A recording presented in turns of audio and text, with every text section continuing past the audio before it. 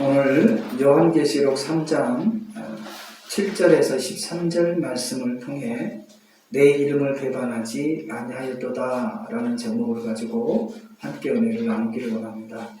따라서 한번 고백하십시다. 내 이름을 배반하지 아니하였도다.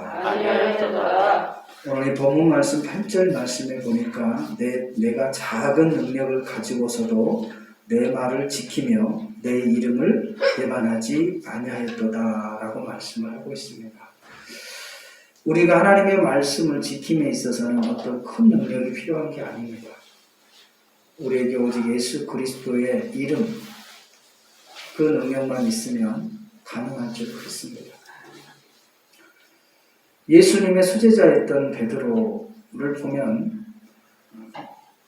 그 고백 안에서 모든 사람이 주를 떠난다 할지라도 배반한다 할지라도 나는 주를 버리지 않겠습니다 라고 혼장담했던 그 베드로의 모습을 우리는 한번 되새겨 볼 수 있기를 바랍니다. 그때 예수님이 그에게 한 말씀이 있죠. 닭이 울기 전에 세 번 울기 전에 내가 나를 부인하리라. 저와 여러분은 아무리 결단하고 결심하고 작정한다 할지라도 하나님께서 우리의 마음을 붙들어 주시지 아니하면 우리는 쉽게 우리의 현재적 문제 안에서 넘어질 수밖에 없는 연약한 존재임을 또한 시인해야 됩니다. 그걸 인정할 때 하나님 앞에 더욱더 간절히 구하게 되고 하나님을 더욱더 의지할 수 있는 믿음의 사람으로 세워져 갈 줄로 믿습니다. 또 오늘 이 본문 말씀에도 보면 작은 능력으로 내가 작은 능력을 가지고서도 내 말을 지켰다 그랬어요. 그리고 또 뭐라고 그랬어요? 내 이름을 배반하지 아니하였도다. 바로 이 말씀은 빌라델비아 교회에 요한이 보냈던 서신의 내용 중에 한 내용입니다.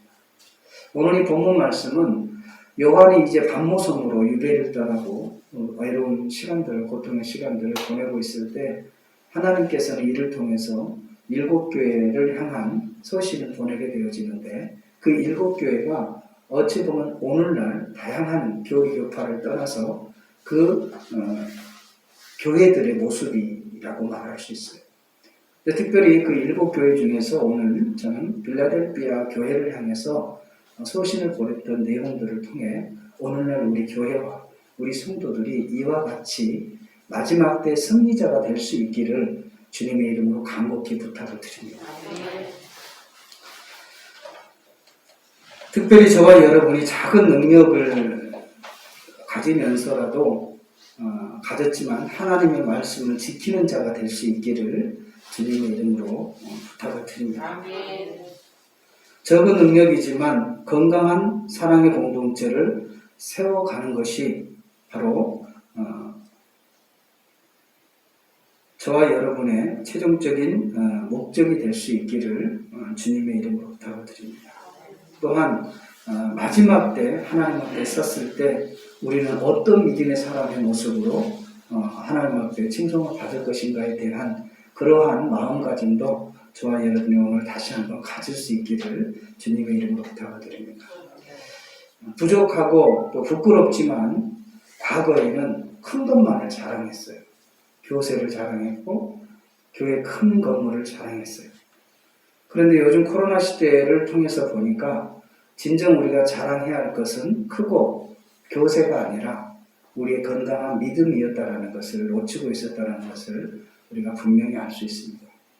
사랑하는 성도 여러분, 저와 여러분의 숫자의 많고 적음의 문제가 아니라 우리 신앙이 하나님 앞에 정말 건강한 모습으로 서 있는지 또 건강한 교회로 성장하고 있는지에 대해서 다시금 돌아볼 수 있는 기회가 되기를 주님의 이름으로 부탁을 드립니다.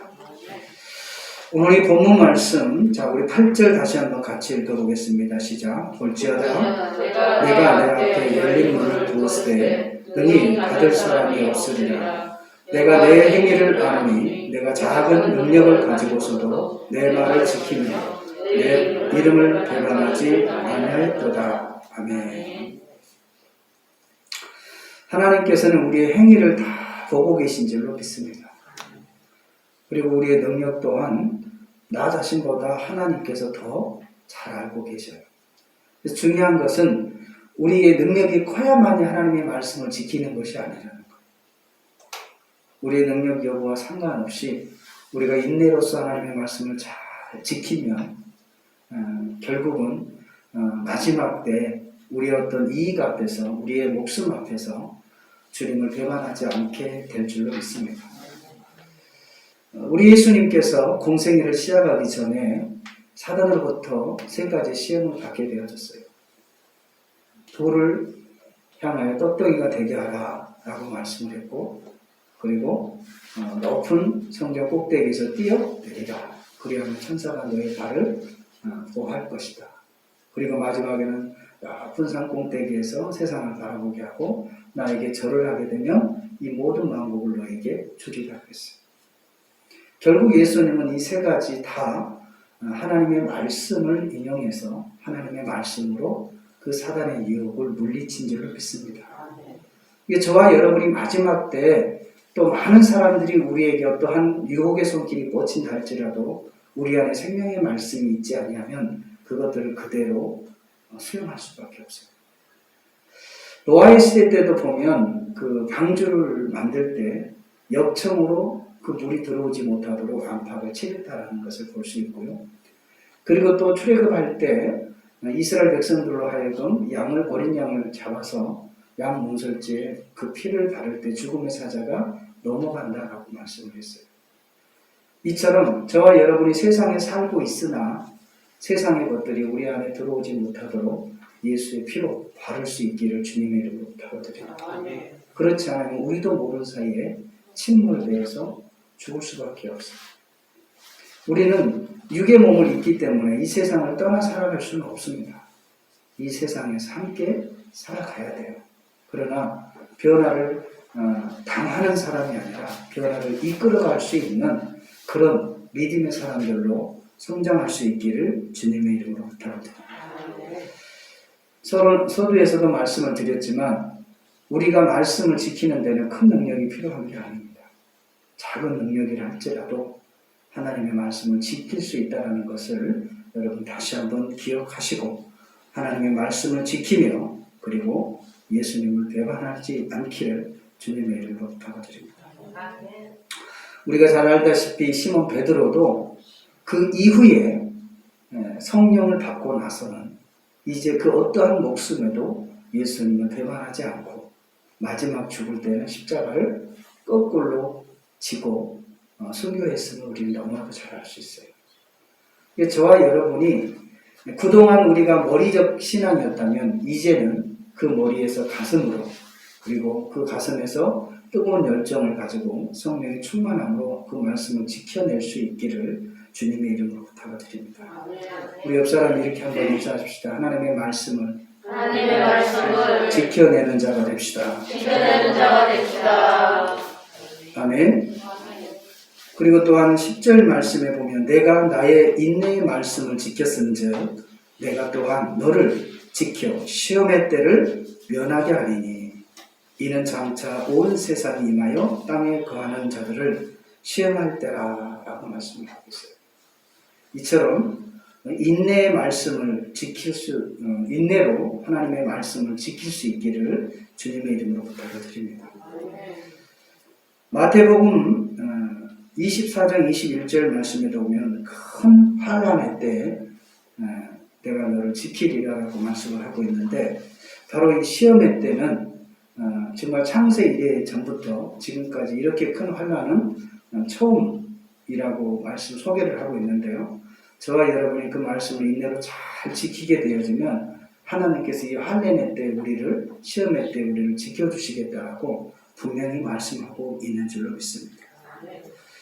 자, 11절 같이 읽어볼까요? 내가 속히 오리니 내가 가진 것을 굳게 잡아 아무도 내 멸류관을 빼앗지 못하게 하라.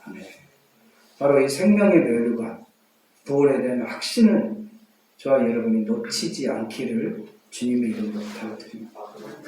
이제 가면 갈수록요, 이게 사람의 생각이 무뎌지게 돼요. 그리고 내가 교회를 왜 다니지? 내가 예수를 왜 믿지?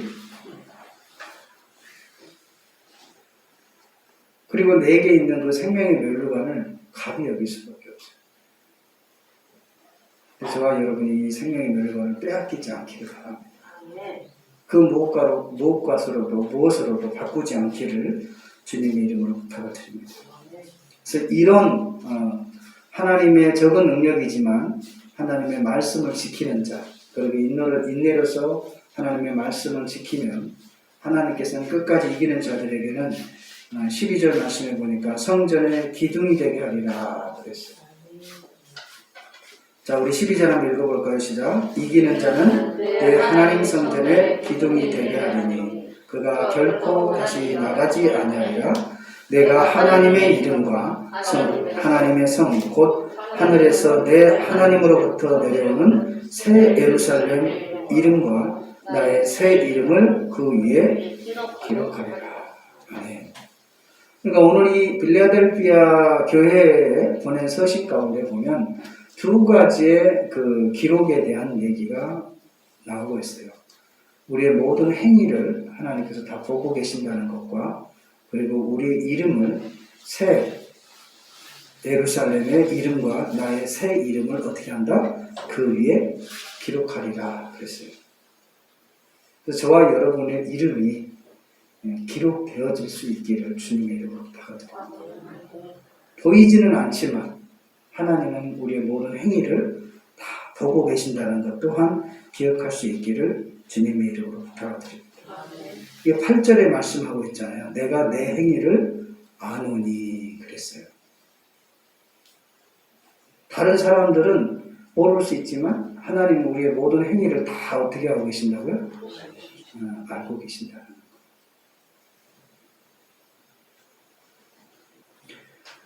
그러므로 저와 여러분이 정말 우리의 이름이 새 이름이 하늘나라에 기록될 수 있기를 주님의 이름으로 부탁을 드립니다.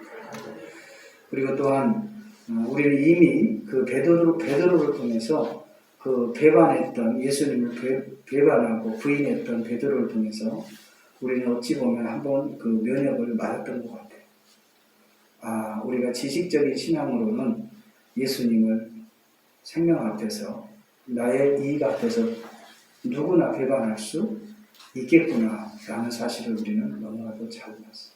그러나 철저히 회개하고 성령의 충만함을 받았던 그 베드로는 다시금 예수님의 제자로서의 사명을 넉넉히 감당할 수 있는 줄로 믿습니다.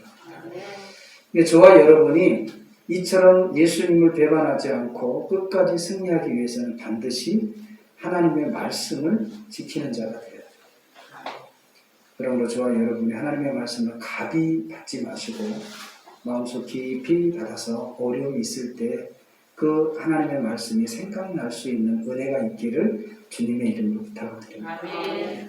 우리 잘못된 길도 하나님의 말씀이 생각이 나면 가다가 뭐 할 수 있어요? 돌아올 수 있어요. 그런데 말씀이 생각나지 않으면 그냥 나의 고집대로 그냥 나의 습관으로 그냥 갈 수밖에 없어요. 그러므로 저와 여러분이 하나님의 말씀을 잘 기억하시고 또 그 말씀을 지켜 행할 수 있기를 주님의 이름으로 부탁을 드립니다. 야고보서를 보면은 행함이 없는 믿음은 죽은 믿음이고 또 행함을 통해서 믿음이 완전하다라고 말씀을 하고 있는 거예요. 저와 여러분이 하나님의 말씀을 삶으로 재현하지 아니하면 그 말씀이 능력이 없어요. 어찌 보면 이 시대를 보면서 우리가 그동안 듣는 신앙에서는 이제는 철저하게 행하는 신앙으로 그것이 보완되지 아니하면 안 된다는 것을 우리에게 말씀해 주고 있는 줄로 믿습니다. 그 평안한 시대에는 그냥 듣는 것으로만 살아도 그냥 그게 만족이 됐어요. 그런데 이제는 시대가 힘들고 어려울 때일수록 행하지 아니하면 그 믿음은 마치 바람이 겨워갔다는 것. 내가 믿는 것 같은데 그 어려움 앞에서 그 믿음이 순식간에 다 어떻게 버려요? 다 사라져 버린다는 거예요. 그냥 나 자신이 스스로 속는 거죠. 저와 여러분이 반석 위에 집을 세워야 그 집이 환난 때 무너지지 않는 것처럼 우리 신앙의 믿음도 마찬가지라는 거예요. 이 어려운 시기에 우리의 믿음이 더욱더 굳건해지고 또 이 어려운 시기에 우리의 믿음의 뿌리가 더 깊어지고 그리고 이 어려운 시대에 많은 사람들에게 소망이 될 수 있는 그 소망의 꽃을 활짝 피워낼 수 있기를 주님의 이름으로 부탁드립니다. 아멘. 그래야 사람들이 그 믿음의 사람들을 보면서 뭐를 얻어요? 힘을 얻어요. 반면에 어렵다고 해서 우리가 그 소망의 꽃을 피워내지 못한다면 너나 나나 똑같구나 라고 생각할 수밖에 없어요. 어찌 보면 저와 여러분이 그러한 사명을 가졌다라는 거예요. 이 어려운 때에 많은 사람들에게 뭘 보여줘야 돼요? 희망을 보여줘야 돼요. 소망을 보여줘야 돼요. 내 능력으로는 되지 않지만 우리가 믿음으로 또 어려울 때 힘들고 어려울 때 믿음을 요구할 때 하나님 앞에 믿음을 내어드릴 수 있는 그런 우리 믿음의 성도들이 되시기를 주님의 이름으로 부탁드립니다. 지난번에 우리 사모님하고 목사님하고 이렇게 얘기를 나눈 가운데 그런 제가 얘기를 했어요. 앞으로 시대는 우리가 없는 것을 가지고 살아가는 것이 아니라 내게 있는 것을 발견하고 그것을 주님 앞에 드리며 주님께서 축사하시면 그것들이 부족함이 아니라 넉넉하게 남는 역사가 있다라는 얘기를 한 적이 있어요. 그래서 소녀가 보리떡 5개와 물고기 2마리 이것을 예수님께 드렸잖아요. 그랬더니 그걸 예수님이 축사하시고 나눠주니까 어떻게 해요? 5,000명을 먹고도 남는 역사가 있어요. 그래서 2021년도에는 우리 성도들의 삶이 그런 삶이 되었으면 좋겠어요. 나의 작은 것을 주님께 올렸더니 그것이 배가 되어서 내 주변의 모든 사람들을 먹이고도 남는 역사. 따라서 한번 고백할까요? 하나님, 내게 있는 작은 것을 주님 앞에 올려드립니다. 이것을 통해 수많은 사람들이 먹고 남는 역사가 있게 하옵소서. 아멘. 하나님은 분명히 이 아브라함을 통해서도 말씀하셨어요. 복의 근원이 되리라. 오늘날도 그 말씀은 유효한 줄로 믿습니다. 저와 여러분을 통해서 이제는 세상에 빛이 될 뿐만 아니라 세상에 손을 펴서 나눠줄 수 있는 그런 넉넉한 삶을 살아갈 수 있기를 주님의 이름으로 부탁드립니다. 아멘. 이러한 것들은 내 능력이 아니라 하나님께서 우리에게 능력을 부어주실 때 가능한 줄로 믿습니다. 우리는 내게 있는 것, 작은 것을 그냥 하나님 앞에 어떻게 해요? 올려드리면 돼요.